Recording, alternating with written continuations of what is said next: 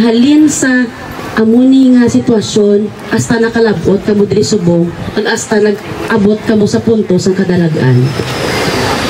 Actually, double gid siguro akin nga ma'am because I am also the secondary school sports coordinator. So, sa nagsugod kami practice kang amin nga in preparation for kasadyahan, nag-start lang kami sa gym. And parehas ka ginahambal ka mga kabataan, syadugid kami ka mabudlay ang pagpangabuhi naman sa sulod ka gym. Because dyan kami nag-practice, dyan man ang kabataan nagatururog, no? Dyan sa datanan. So, because si Mayor will not settle for less, nangita siya kapamaagi nga kinahanglan kami gid ang ideklarar bilang first champion sa kasadyahan sa Kabanwahanan. Because kasadyahan sa Kabanwahanan, nagsugod lang di kang 2024. So, nagmarka rin kami nga daan sa probinsya kang Iloilo nga kami ang una nga gindeklarar bilang champion sa kasadyahan. So, tugangan pagid sa tulad nga kinahanglan i-maintain naman ang aman nga kadaragan. So, during sa mga first naman nga days sa practice, tamaan gid ka naman kabudlay. And at the same time, nagdugang ang kabudlay naman because giya paginhiwat ang atin nga 3rd Congressional Meet. So, there are schedules, conflicts, sa practices kang kabataan. May mga inadlaw kami nga nagasaylo ang mga kabataan kang anda tururugan, nagasaylo kami kang aman praktisan. So nag-abot kami sa punto nga we have to transfer sa iban nga mga gym, sa iban nga mga barangay para lang nga makater naman ang practices ka kabataan. So nagahanggad gid katama ang pasalamat naman because of Uswag Ilonggo Stadium. Why? Samtang may mga activities sa may gym, nagsaylo kami giya. So, because kay ang ginakulbaan naman that time is pira lang gid ka days ang aman nga preparation. We have December 26, we have the Tultugan Festival. And ang kabataan nga dyan, nagbalik January 2. And dyan pa lang kami kara nagsugod. So, pagsugod naman, nagapreparar man kami for the 3rd Congressional Meet.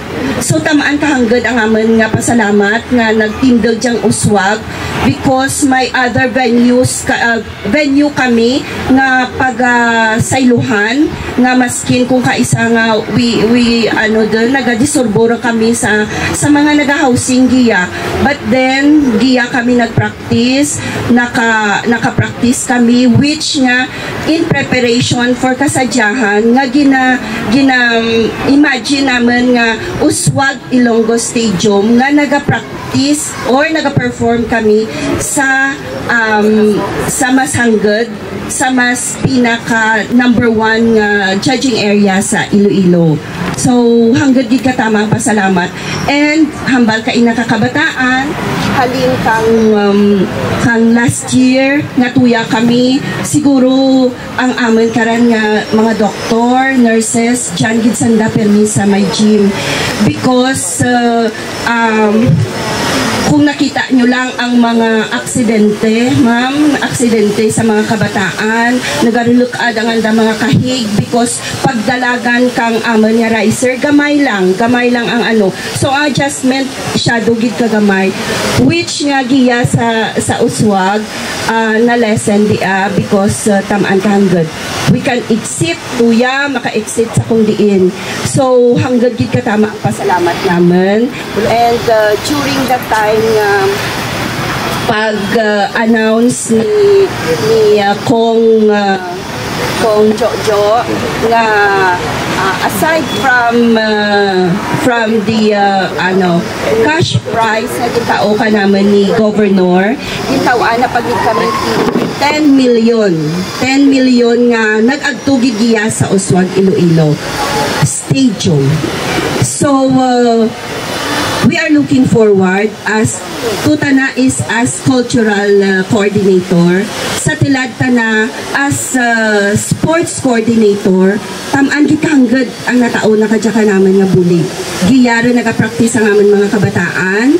May space din kami nga which kang una, this is what we call Mahogany Park. No? This is Mahogany Park. Pero giyaman ka na nagapractice ang amin kabataan.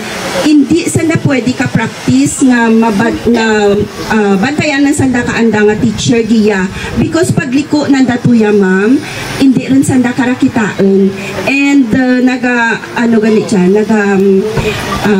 anto sanda because may mga bato may mga butka nga mga butilya nga ginahaboy. So tilad siya dugitangad ang pasalamat ka mga athletes because giya sanda maka-practice. Kag ang ginahandam lang namin kang una nga football field, giya din. May mga tennis court kami giya. And we are looking forward nga hope nga sa sunod naman nga pag-host kang 3rd Congressional, hindi rin dya siminto, kundi rubber din. Na? So, amo gina ang ginahandam namin. Handam gina katanan nga maasinanon. Ma'am Jennifer, perspektibo bilang isa ka sports coordinator, bilang isa ka cultural coordinator, pero bilang isa ka maestra, kag bilang isa ka maasinanhon, nga parte sa pagtindog sini, ano yang imo personal nga nabatsyagan? Actually, ma'am, kang waay pa dyan natapos ang aton nga field, kami nga mga maestra, tamaan rin kahanggad ang amin nga damgo para kajagi. So, kay nagalabot din kami sa mga edad namin, no, nga dali-dalang sa retirement stage. Hanggad kay ang pasalamat namin, hindi lang bilang maestra, no, because kung hapon naga-walking na kadyagiya ma'am ang mga teachers, naga-exercise. Not only teachers, pero may mga kamalaman man kami kadyagiya nga nagalibot-libot. Hay kung maglibot ikaw pwede man nga mag-aralan sa istorya, no, ay kakamaan nga natapos mo rin libot ang isa ka oval. So bilang maestra nga dyan lang kami sa pihak kapader hanggang gid katama because karaka ang ma-develop karaka nga mga dreams kang athletes nga pwede put into reality because of this stage. Ano ang nanging contribution ini sa imo para paibwalon pagid ang maasinanhon pride? Mga kadto kita kay Ma'am Pilar. Kay basta maasinanhon pride, shine on maasinanhon. Si Ma'am Pilar is I was informed earlier, siya ni kuno ang nag-coin sang shine on maasinanhon nga slogan. So ma'am, ano ang nanging contribution ini para mas magsanag pagid ang wasdamlag sa maasinanhon kag padayon kita nga mag-shine on? Thank you so much, ma'am, and good morning, everyone. Grabe nga ka ni friend niya, pass the microphone ko, no? Okay, so, shine on maasinanon, ma'am. Actually, ang Usmag Ilonggo is one of the channels kita na for me nga ang maasin will continue to shine on in the heart of everyone around here, especially sa amon mga estudyante nga padua padayon namon nga edukar nga despite the mga scarcity of facilities. In my 14 years of experience with ako, it was a drama, ma'am, pero one of my dreams yet is to see Maasin National Comprehensive High School rise kita na kay sa pagbigyan ko pa lang, grabe ang amon yung mga struggles with the lack of classrooms and everything. Facilities kita na we're in, daan makabulig kita na sa pag-develop ang among learners into becoming a holistic individual. So with the rise of Uswag Ilonggo Stadium, isa ini sa mga dreams and personally na natuman.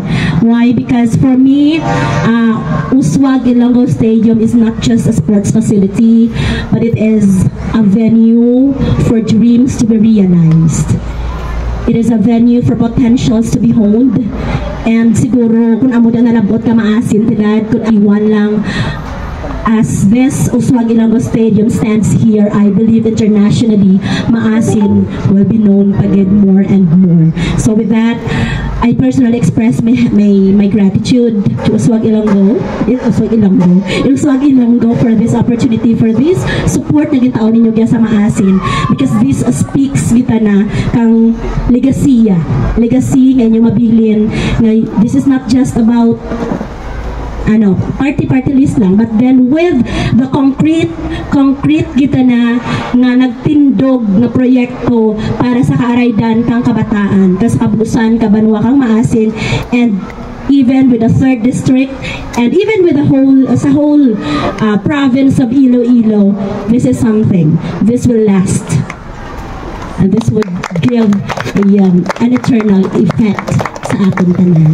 Daw maluha-luha matasagin ang bali, ma'am. Nga share lang namon ni Ma'am Pilar, siya ni madugang sa inyo. Maasin, Iloilo is the last town of 3rd district. Isa ini sa pinakagamay, pinakapunta. Pero ano gani hambal mo gina, ma'am? Ang exact word mo, gid? Ang maasin ara doon sa mapa. Oh yes, ma'am. Oo.